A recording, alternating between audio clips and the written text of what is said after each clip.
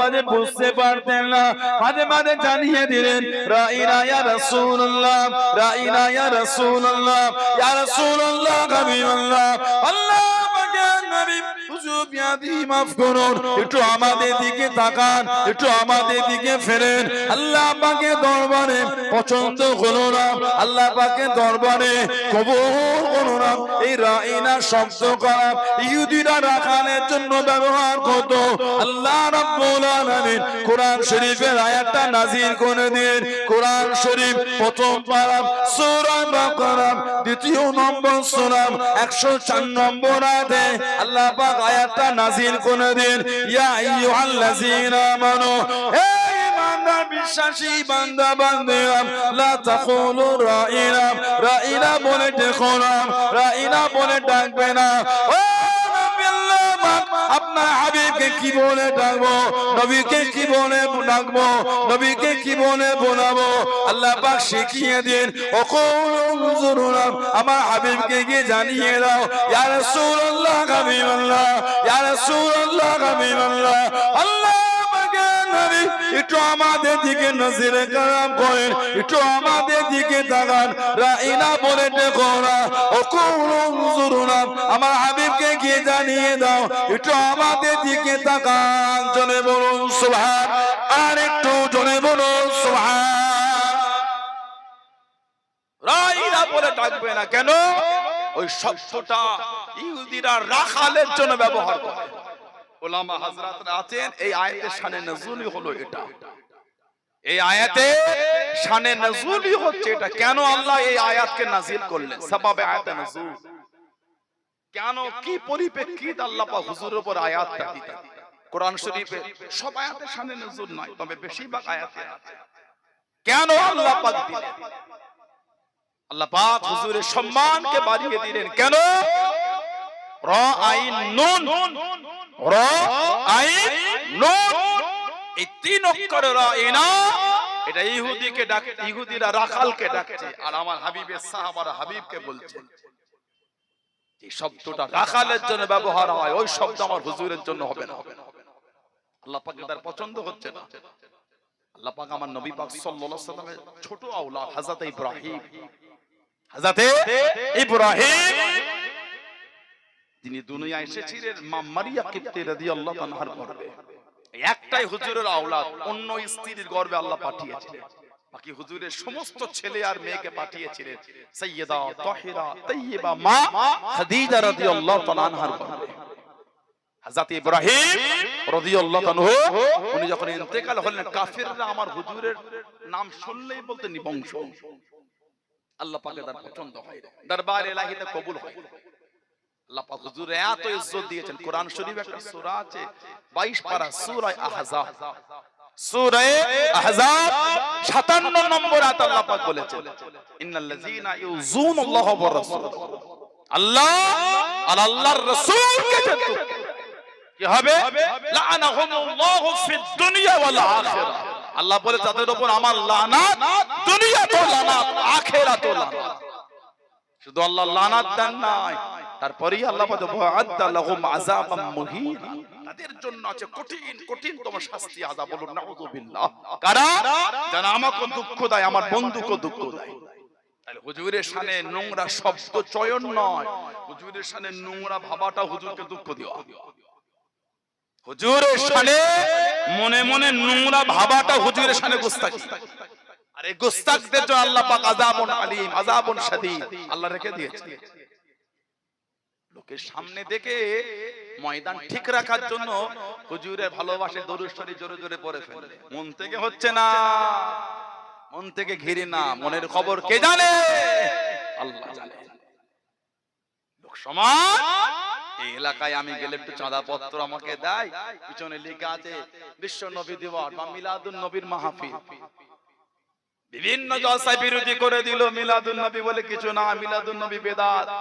নবীর জলসা আবার কি? জন্মদিন হুজুরের মিলাদুন নবী ওটা বেদাত। আবার টিটকিরি দিয়ে বলেন নবীর জন্মের খুশি করেছো, নবীর বিশালের দুঃখ করো না।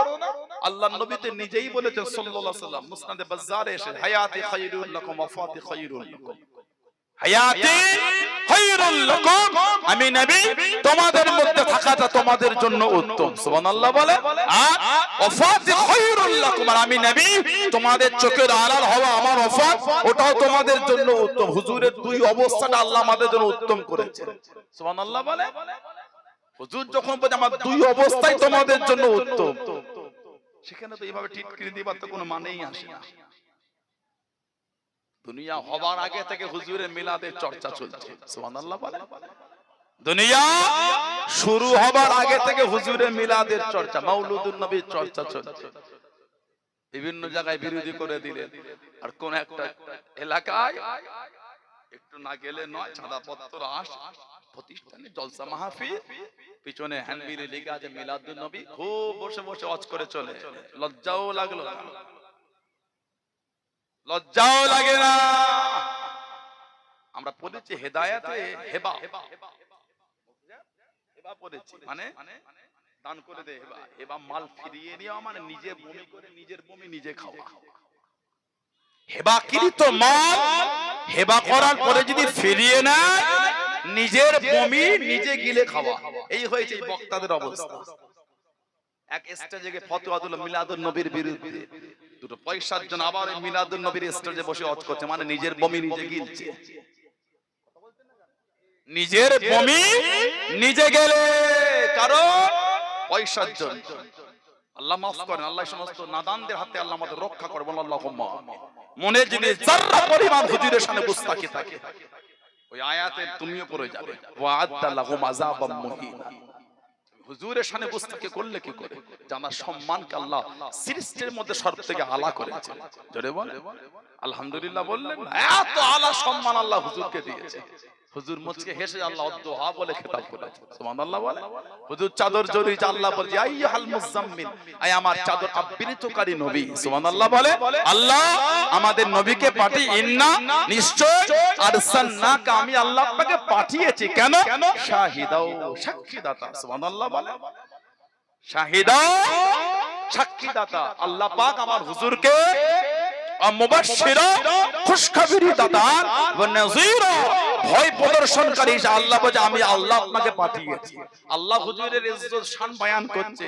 আল্লাহ পাক এত হুজুরের শান আলা করেছে। আল্লাহ পাক ভালোবাসায় বলে দিলেন ওয়া রাফা'না লাকা যিকরা, হাবিব আপনার জন্য আমি আল্লাহ আপনার আলোচনাটাকে আমি আল্লাহ আলা বানিয়ে দিলাম। জোরে বলেন না সুবহানাল্লাহ। হে হুজুরের মহব্বত তৈরি করে, হে হুজুরের ভালোবাসা তৈরি করে। আল্লাহ পাক সাহাবাদের জন্য বলে দিলেন লা তাকুলু রাইনা, খবরদার কেউ আমার হাবিবকে আর রাইনা বলে ডাকবে না।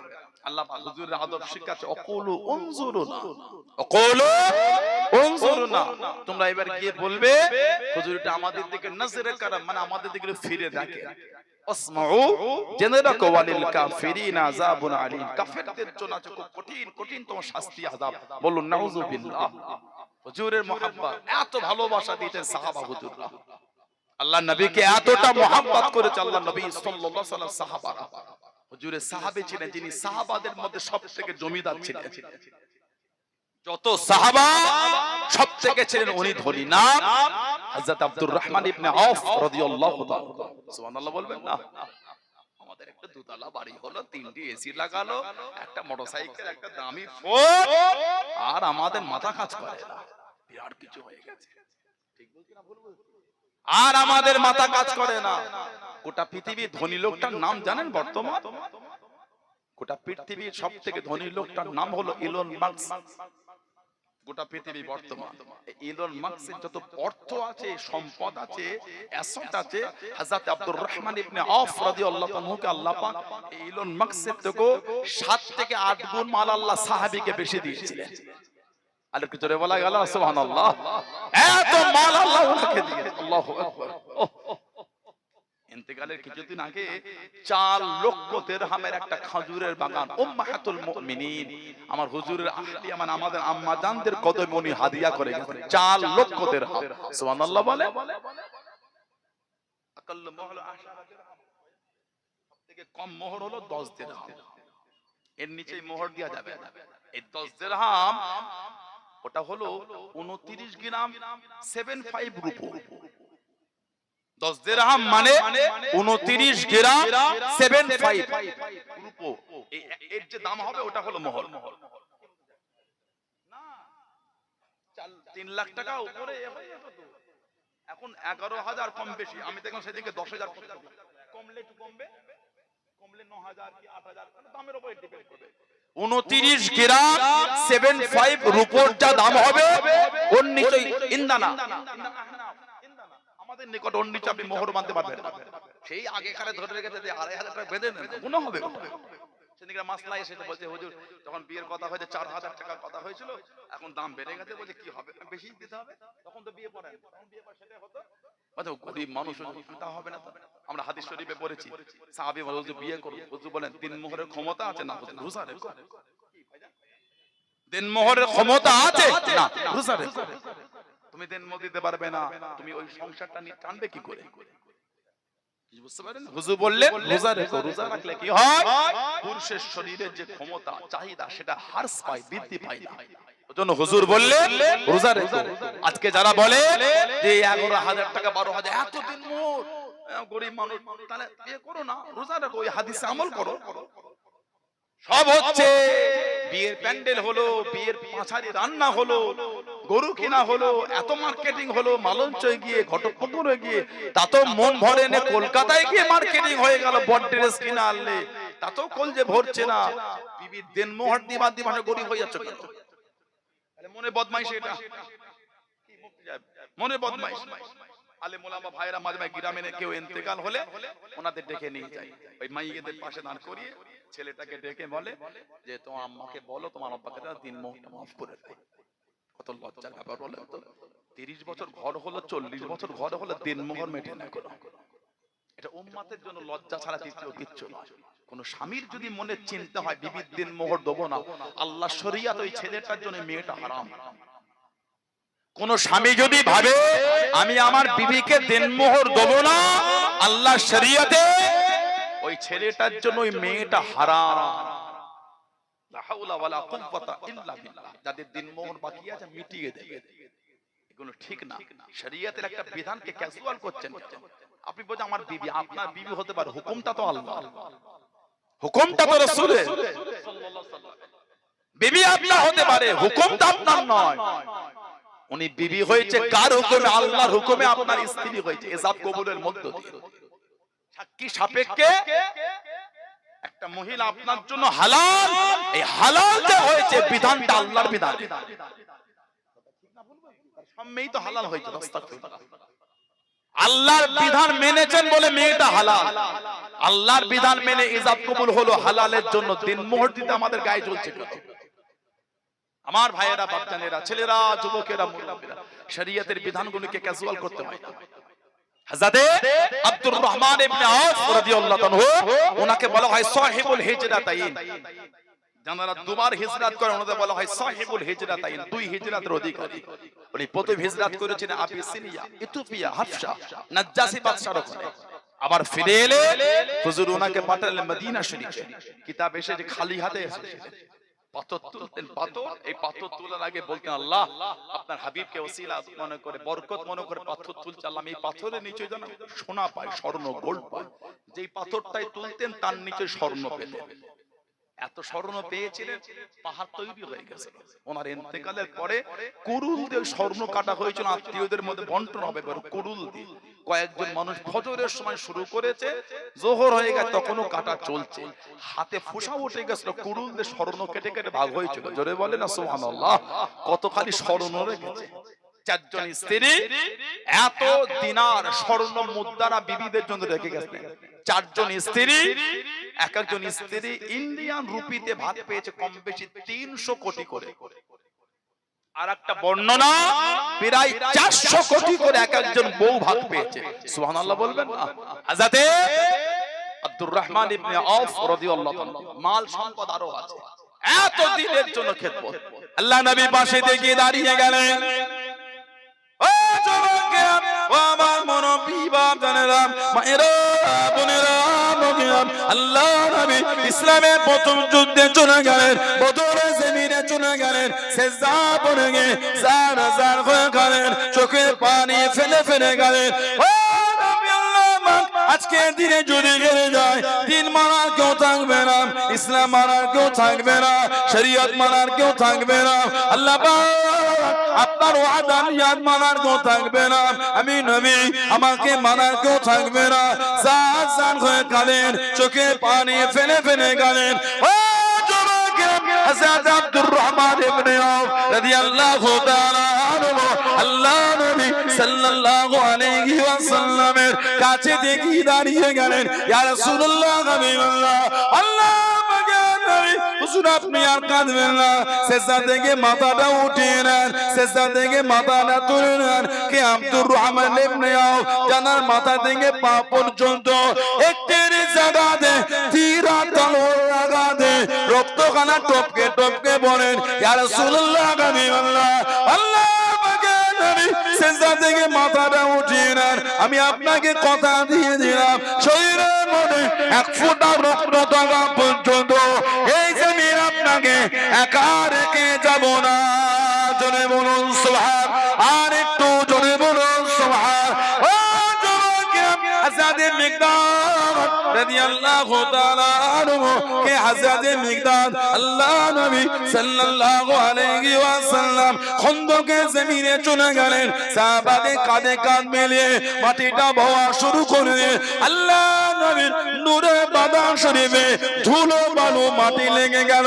সাহাবারা হুজুরের কাছে গেলেন যে যুদ্ধের ময়দানে খন্দকের জমিনে আল্লাহ নবী নিজে পেটে পাথর বেঁধে দিয়েছিলেন। হযরত মিকদাদ কাঁদতে কাঁদতে ঘরে চলে গেলেন। কিছু খাবার কি পাওয়া যায়? সামান্য পাত্র দিয়ে দুধ নিয়ে আল্লাহ নবীর কাছে দেখি দাঁড়িয়ে গেলেন। হুজুর একটু পান করে নেন, হুজুর একটু পান করে নেন, আপনার এত কষ্ট আর সহ্য করতে পারি না।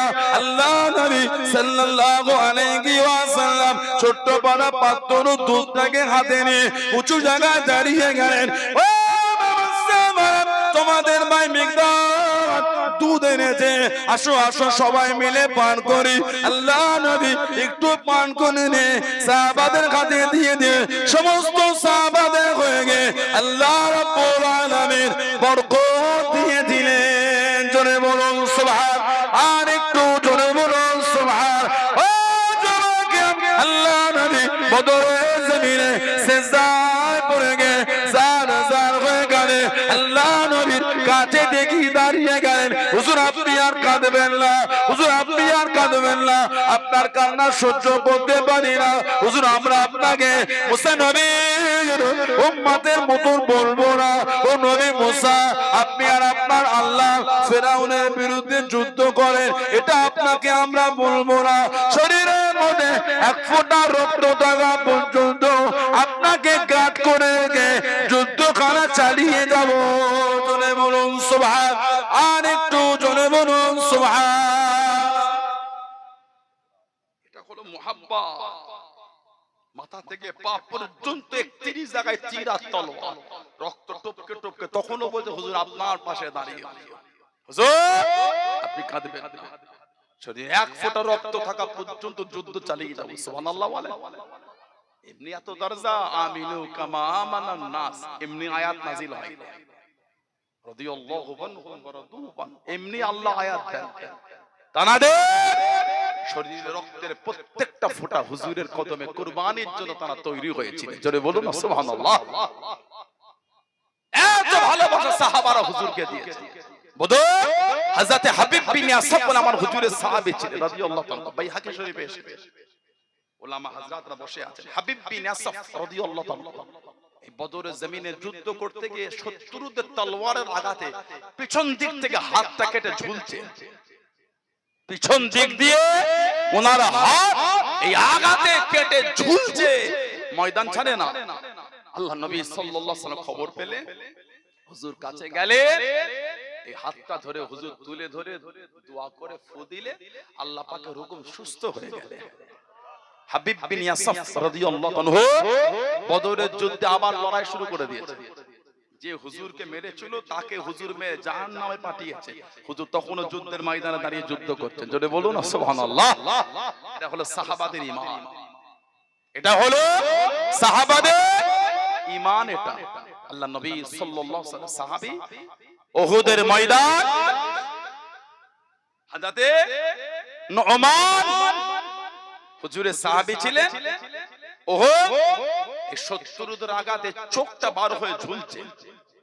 শত্রুদের আঘাতে ওনার চোখ বার হয়ে ঝুলছে। কিতাব এসেছে হুজুরের সাহাবী হযরত নুমান আল্লাহ নবী সাল্লাল্লাহু আলাইহি ওয়াসাল্লামের ভালোবাসা সাহাবী হুজুরের ওই চোখটা বার হয়ে ঝুলছে। হুজুরের কাছে গেলে কাতাদা বিন নুমান বাইহাকি শরীফের রিওয়ায়াত আলী ইবনে ইসহাক বর্ণনা করেন। বাইহাকি শরীফ কাতাদা বিন নুমান এই চোখ বার হয়ে ঝুলছে উহুদের ময়দান। আল্লাহ নবী সাল্লাল্লাহু আলাইহি ওয়াসাল্লামের কাছে গেলে হুজুর বলেন দোয়া করে দেবো ভালো হয়ে যাবে, না থাক আখিরাতের জন্য ভালো। আর হুজুর দোয়া করে দেন। হুজুর এই চোখটা ধরে বসিয়ে দিয়ে দোয়া করলেন, আল্লাহ ওনার চোখ ভালো করে দিলেন। কাতাদা বিন নুমান রাদিয়াল্লাহু তাআলা বলছেন যে এই চোখটা ভালো ছিল, ওর থেকে যেই চোখে হুজুর হাত দিয়ে দোয়া করে ওই চোখটা আমি ভালো দেখতে পেতাম। আর জোরে বলবেন না সুবহানাল্লাহ। চোখ বার হয়ে ঝুলছে, তখন যুদ্ধের ময়দানে দাঁড়িয়ে সাহাবার যুদ্ধ চালিয়ে। এটা হলো সাহাবাদের ঈমান। এটা হলো সাহাবাদের ঈমান। উহুদের যুদ্ধে হুজুরের সাহাবী ছিলেন হযরত মুসআব বিন উমাইর রাদিয়াল্লাহু তাআলা, হাতে যুদ্ধে ঝান্ডা হুজুর দিয়েছিলেন। ওমা মুহাম্মাদুন ইল্লা রাসূল কদ খালাত মিন ক্বাবলিহি রাসূল সাল্লাল্লাহু আলাইহি ওয়াসাল্লাম। এই আয়াত শরীফ উনি বলছেন আর যুদ্ধ করছেন। উহুদ এই আয়াত শরীফ তেলাওয়াত করেন আর যুদ্ধ করছেন, চিৎকার দিয়ে আওয়াজ দিচ্ছেন। সাহাবাদের মধ্যে একটা ছন্ন ছাড়া হয়ে গেছে। উহুদে সাহাবাদের তিনটে ভাগ হয়ে গেছে। এক ভাগ 12 জন আমার হুজুরকে ঘিরে রেখেছিলেন, আর এক দল ইহুদিরা লটিয়ে দিল, মুনাফিকরা তোদের নবীকে শহীদ করে এই দুঃখতে উহুদের ময়দান ছেড়ে একটু সরে গেছে। আর একটা দল উহুদে ছিলেন ছন্ন ছাড়া। ওই যে হুজুর পাহাড়ে 50 জন কম বেশি দাঁড় করিয়ে দিলেন, ময়দান ছাড়বে না। ওই ঘাটিটা ছাড়তেই কাফেরদের কাছে খবর গেল হযরতে আবু সুফিয়ান, তখন উনি মুসলমান হন। যত বড়ই ইসলামের আগে পাপ করুক, মুসলমান হলে আল্লাহ পাক তার জীবনের সমস্ত গুনাহকে মাফ করে দেন। বলুন সুবহানাল্লাহ। হযরত আবু সুফিয়ান রাদিয়াল্লাহু তাআলা এই ওনার নেতৃত্বে এই পাহাড়ের পিছন দিক থেকে আচমকা অ্যাটাক হয়ে গেছে। 70 জন সাহাবা শহীদ হয়ে গেছে। হযরত মুসআব বিন উমাইর রাদিয়াল্লাহু তাআলা ময়দান ছন্ন ছাড়া উনি জজবা হালাতে যুদ্ধের ময়দানে নেমে আয়াত শরীফ পড়ছেন, যুদ্ধ করছেন। ঝান্ডা ওনার হাতে, ওনার ডান হাতটা কাফেররা কেটে দিয়েছিল। উনি যুদ্ধের ঝান্ডা বাম হাতে নিয়েছিলেন, যুদ্ধ থামাইলেন। বলুন না সুবহানাল্লাহ। আহা, বাম হাত কেটে দিল, দুটো হাত নাই। যুদ্ধের ঝান্ডা দাঁতে করে কামড়ে ধরে মুখটাকে উঁচু করে তুলে ঝান্ডা তুলে দিয়ে যুদ্ধ চালিয়ে যাচ্ছিলেন। জোরে বলুন, আর একটু জোরে বলা গেল না। এটা হলো সাহাবাদের ঈমান। কোথাকার কে একটা নাদান, বাংলাদেশের একটা বেহুদা নাদান বলে ফেললো আমাদের নবী নাকি সাংবাদিক। বুকটা ফেটে যায়। ওই নাদান আল্লাহ যার উপর নারাজ হন তার আকলে সালিম কালো উঠিয়ে দেয়। মানে আল্লাহ পাক যার উপর অসন্তুষ্ট হয়ে যান তার বিবেক বুদ্ধি আর কাজ করে না, কি বলে নিজেও জানে না। দেখবে বাংলাদেশে একটা আছে 1990 সালকে কন্টাক্ট নিয়ে নিয়েছে। ওর জীবনে যে 1990 এ কত কি হয়েছে বলার মতো না। অক্সফোর্ড ইউনিভার্সিটি দুবার শ্রেষ্ঠ টিচার হয়েছে বলছে, তারপরে ইংল্যান্ডে গিয়ে ফুটবল প্রিমিয়ার লিগ খেলেছে বলছে, আর কত কি যে ওর জীবনে হয়েছে। ও যে কখন কি বলে নিজেও জানে না। বলে আমাদের নবী নাকি আত্মহত্যা করতে গেছে। বল আস্তাগফিরুল্লাহ। আমাদের নবী নাকি আত্মহত্যা করতে গেছে। ওহ লা হাওলা ওয়ালা কুওয়াতা ইল্লা বিল্লাহ। ওয়াজাদাকা দাল্লান ফাহাদা, মানে আমাদের নবী যখন গোমরা ছিলেন। তুমি একটা নাদান একটা। ওয়াজাদাকা দাল্লান ফাহাদা, যে এর মানে করবে হুজুর গোমরা, হুজুর পথভ্রষ্ট। হুজুর যদি পথভ্রষ্ট হয় হুজুর আমাদের পথ দেখাবেন ঠিক আছে। তিনি দুনিয়ায় আসার আগে নবী আদম থেকে ঈসা আলাইহিস সালাম পর্যন্ত এমন একজন নবী গুজর যিনি আমাদের নবীর চর্চা করে না। সুবহানাল্লাহ বলে। আদম নবীতে বলে যে মিন বাদ ইসমাহু আহমদ, আমার পরে নবী ওনার নামটা হলো আহমদ সাল্লাল্লাহু আলাইহি ওয়াসাল্লাম। জোরে বলবেন না সুবহানাল্লাহ। সেই নবী গোমরা, যে নবী ছোটবেলায় চাচার সাথে ব্যবসা করতে শাম দেশে যাচ্ছে। চাচা আবু তালেবের সাথে শাম দেশে ওই পাদ্রী বলল এই বাচ্চাটাকে। আবু তালেব বলে এটা আমার ছেলে। উনি বললেন না, আপনি মিথ্যা বলছেন কেন? না এই ছেলের মধ্যে আমি যেই গুণগুলো পেয়েছি এই ছেলে বাপ বেঁচে থাকার কথা না। বললেন আহলে কিতাব ছিলেন উনি, সব আসমানি কিতাব আমার হুজুরের আগমনে সমস্ত সব আল্লাহ পাক আগে থেকে নাজিল করে দিয়েছেন। বলুন না সুবহানাল্লাহ। কে আপনি? বলে আমি এর চাচা। আর আব্বা বাচ্চা বাড়ি ইন্তেকাল হয়ে গেছে। মা